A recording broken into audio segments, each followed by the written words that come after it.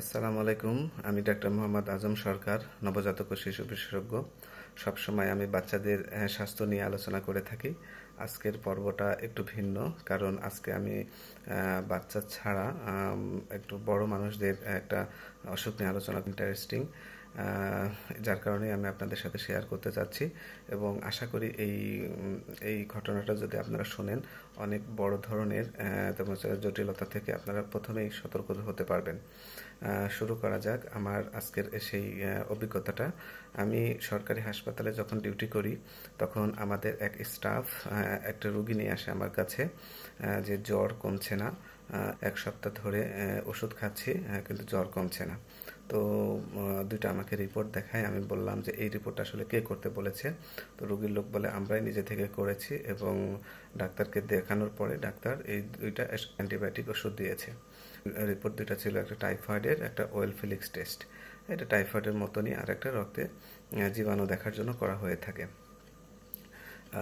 এবং তারা কি করেছে, এই রিপোর্টটা হওয়ার পরে রুগী না যেয়ে একজন রেজিস্টার্ড ফিজিশিয়ানকেই দেখিয়েছে, বাট রেজিস্টার্ড ফিজিশিয়ান রুগী না দেখে একটা প্রেসক্রিপশন করে দিয়েছে। হ্যাঁ, প্রেসক্রিপশন দুটো অ্যান্টিবায়োটিক দিয়েছে এবং 7 দিন পরে ফলো আপে আসার কথা।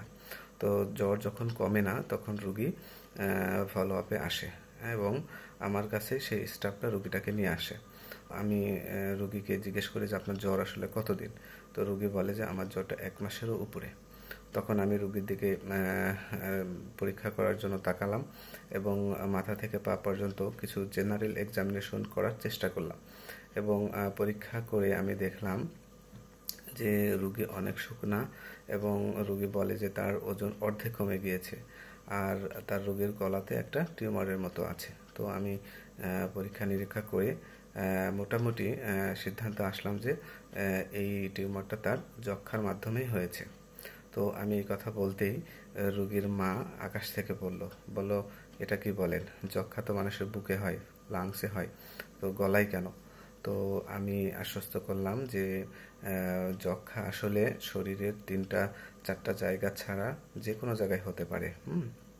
তো এরপরে আমি আরও শিওর হওয়ার জন্য রোগীকে জিজ্ঞেস করলাম যে আপনার আশেপাশে কোনো যক্ষ্মার রোগী আছে কিনা। তো রোগী বলে যে হ্যাঁ, 1 বছর ধরে তার চাচা যক্ষ্মায় আক্রান্ত এবং চিকিৎসা নিয়েছে।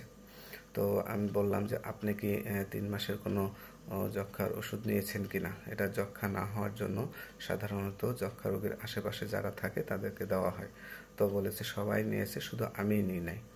তো এরপরে আমি আরেকটা জিনিস দেখার চেষ্টা করলাম, সেটা হচ্ছে যে তার যক্ষ্মার ভ্যাকসিন নেওয়া আছে কিনা, যেটা সাধারণত জন্মের পর পরেই দেওয়া হয়। তো তার বাম হাতে দেখি যে তার যক্ষ্মার ওষুধও নেওয়া নেই।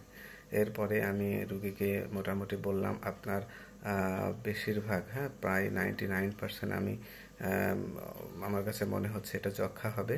আপনি একটা টেস্ট করবেন এবং এই টেস্টটা করার পরেই আপনাকে আমি পুরোপুরি চিকিৎসা দিতে পারবো। এরপরে রুগী 2-3 দিন পরে এফএনএসি অর্থাৎ ওই টিউমারের জায়গা থেকে রস নিয়ে পরীক্ষা করে সেই রিপোর্ট নিয়ে আসে এবং সেখানে যক্ষ্মা ধরা পড়ে। এরপরে রুগী অনেক খুশি এবং সে 1 মাস থেকে বিভিন্ন জায়গায় ঘুরছে। এই অ্যান্টিবায়োটিক সেই অ্যান্টিবায়োটিক কোনোটাতে কাজ হয় না। তো আমি আশ্বস্ত করলাম এবং আমাদের হসপিটালের যক্ষ্মা সেন্টারে তাকে পাঠিয়ে যক্ষ্মার ওষুধ শুরু করলাম। তো আসলে এই কথাটা খুবই বাস্তবিক এবং এরকম অনেক অনেক রোগী পাওয়া যায় যারা জ্বর ভালো হচ্ছে না বলে বিভিন্ন জায়গায় বিভিন্ন রকমের অ্যান্টিবায়োটিক খায়। আমি আপনাদেরকে অনুরোধ করব আপনারা অবশ্যই একজন রেজিস্টার্ড ডাক্তারের কাছে যাবেন এবং সব তথ্যগুলো শেয়ার করবেন। আমি এই ভিডিও করার মাধ্যমে 3-4টা জিনিস আপনাদের কাছে হাইলাইট করতে চাই।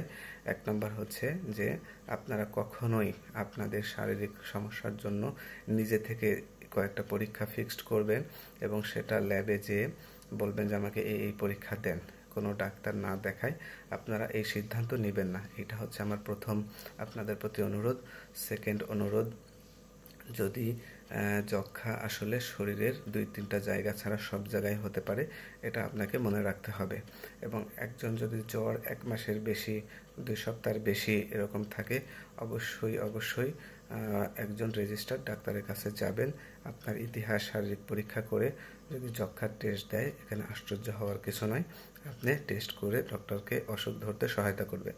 তৃতীয়, আমি সকলকে বলবো যে জন্মের পরপরেই বাম হাতে যে একটা যক্ষ্মার ভ্যাকসিন দেওয়া হয়, অবশ্যই আপনারা এটাকে বাচ্চাকে দিবেন। তাহলে পরবর্তীতে এই রোগীর মতো আপনার বাচ্চারও একটা জটিল অসুখ যক্ষ্মায় আক্রান্ত হতে পারে।